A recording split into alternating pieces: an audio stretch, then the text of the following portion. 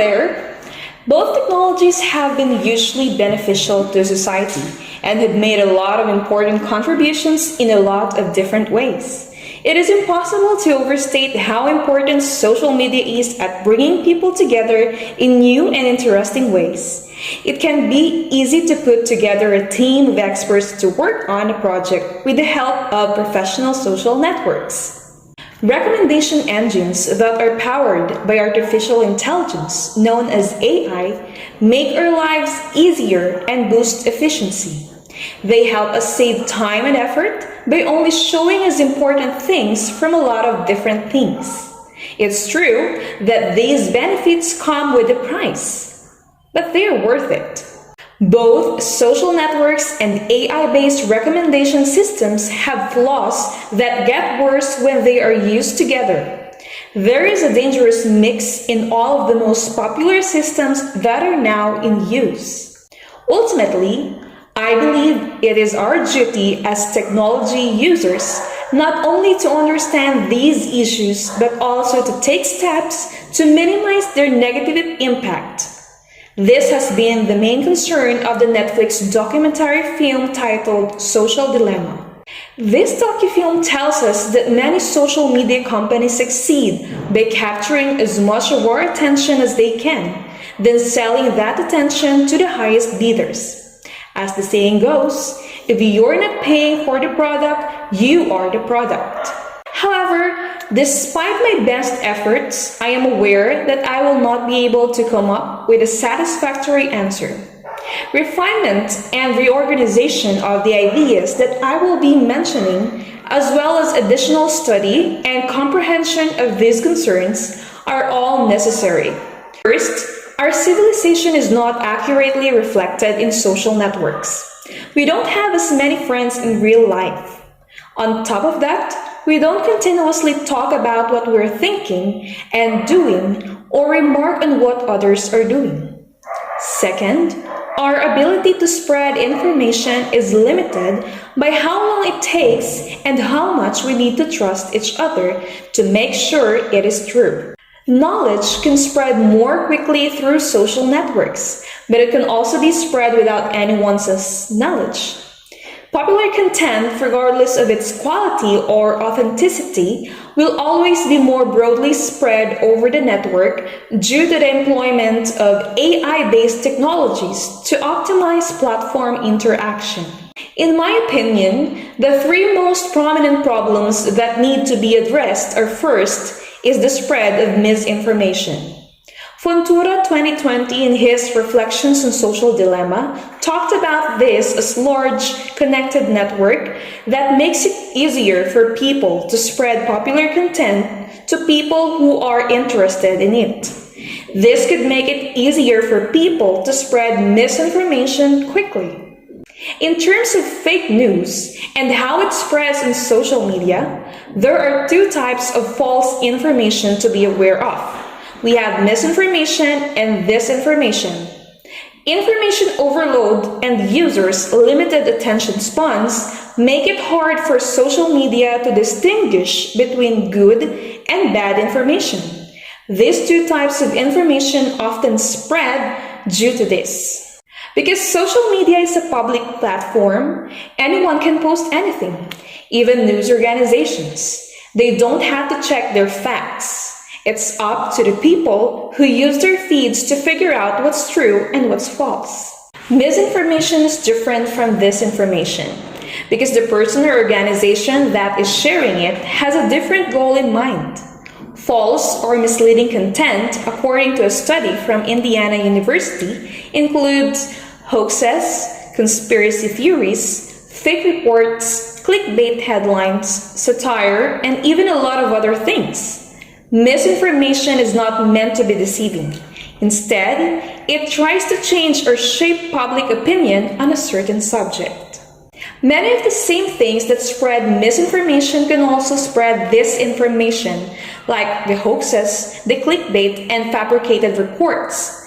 This information is made to mislead people. More than two-thirds of the people who took the Chadwick and Vicari study shared a story that they either thought was fake when they saw it or knew was exaggerated. There are a lot of reasons why people's social media accounts or even business accounts might spread false information. It could be to make their social media marketing more effective, get more traffic to their website, get more followers for their page or business, and make people feel something or distract them. Thus, a lot of information on social media and people's attention spans can make it hard for them to stop the spread of false information. Another alarming issue connected with the social media is what we call as polarization. Every time I go on Facebook, I have to be ready for something bad to happen to me. My newsfeed, like everyone else's I know, is full of people arguing about COVID-19, about the vaccines, and even the elections. Facebook has become a battleground between the echo chambers from both sides. What is it about social media that makes people so polarized or divided? Polarization happens when different and conflicting information is shared with different groups of people at the same time. AI-based recommendation system, for example, will try to make people more interested in what they see by promoting potentially conflicting information to different users. This could make people more biased and create a more polarized social network, which in turn could make society more deeply divided. By acknowledging that AI systems used by these platforms can be biased, we can try to solve this problem, but we need to be careful not to let this happen. Bias can happen in real life and on social networks. We need to do more research to learn more about it. This data will help us make changes to our systems so that we can both reduce bias and increase engagement by encouraging constructive dialogue across different groups. Another important problem, which I wanted to address here, is the excessive time spent on social media platforms. Excessive screen time may even be amplified in a post-COVID-19 world, with more pervasive remote learning and work from home. Technology may help, but parents, educators, and healthcare professionals should also try to create mechanisms to enforce more balanced on or off-screen regimes. It is important to remember that too much of anything is always not good. In terms of relationship between screen use and physical and mental health outcomes, there have been several studies that suggest higher levels of screen use in children and adolescents is associated with reduced physical activity, increased risk of depression, and lower well-being. Therefore, this opens us up to the issue on mental health, which is very much relevant today. Currently, there are no mechanisms to validate content that is posted. With friends who can post and redistribute anything, we also more exposed to cyberbullying, which can exacerbate mental health issues. These are serious and alarming issues, especially considering the increased number of hospitalizations and the increased suicide rate among teenagers. Social media platform use and its impact on mental health deserves the attention from several fields. As a possibility, computer scientists can work with educators and healthcare professionals to help us build platforms that are safer, especially for young users. More robust sentiment analysis tools, for instance, could have a positive impact on reducing cyberbullying by preventing offensive comments from being posted. Investments in better identity systems and stricter age-based regulation of content can also improve this issue. In conclusion, the majority of the things we do on the internet, like research and communicating with family and friends, may be good and beneficial.